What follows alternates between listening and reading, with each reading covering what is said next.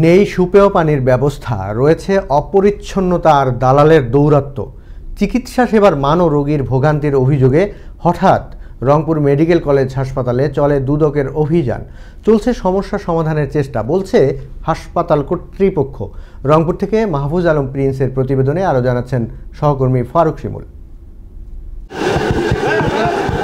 Rangpur medical college হাসপাতালে toilet bathroom বন্ধ ও অপরিচ্ছন্ন ছাড়াও দালালদের দৌরাত্ম্য এবং নানা অনিয়মের অভিযোগে অভিযান চালিয়েছে দুর্নীতি দমন কমিশন দুদক।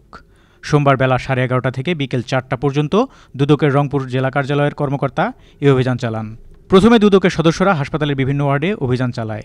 অভিযানে রংপুরের জেলা কার্যালয়ের উপপরিচালক শাওন মিয়া বলেন, চিকিৎসা সেবার মান, পরিষ্কার পরিচ্ছন্নতা, দালালদের দৌরাত্ম্য ও রোগীদের ভোগান্তি চরমে এমন অভিযোগের ভিত্তিতেই এই অভিযান। আমরা সবচেয়ে বেশি সমস্যা পেয়েছি পরিষ্কার পরিচ্ছন্নতা নিয়ে। সবগুলো বাথরুমে এবং বাথরুম অনেকগুলো তালা মারা ছিল, ওগুলো আমরা খোলার ব্যবস্থা করেছি, উনি খুলে দিয়েছেন এবং আশা করি এখন থেকে বাথরুমের সংখ্যা নিয়ে অতটা সমস্যা হবে না। আগের রোগীদের ভোগান্তি আছে, এখানে ওনাদেরও একটু মানে স্বল্পতা আছে, লিমিটেশন আছে।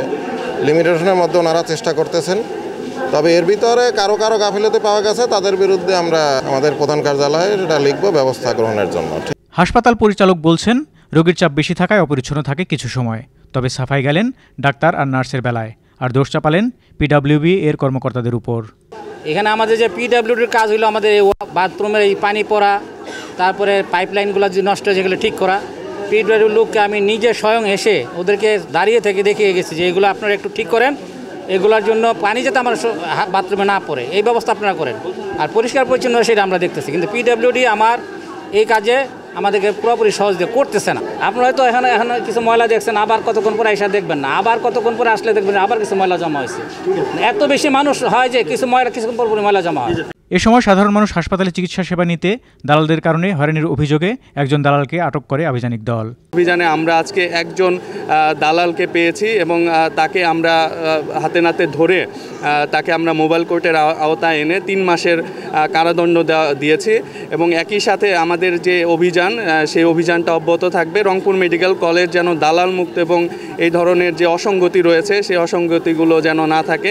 অভিযানে হাসপাতালের আউটডোর ও জরুরি বিভাগে সরকার নির্ধারিত টাকার চেয়ে বাড়তি টাকা আদায়, কর্মকর্তা কর্মচারীদের দায়িত্ব অবহেলা এবং হাসপাতালের অস্বাস্থ্যকর পরিবেশের বিষয়গুলো দুদকের নজরে এসেছে। ফারুক শিমুল, আনন্দ টিভি, ন্যাশনাল ডেস্ক।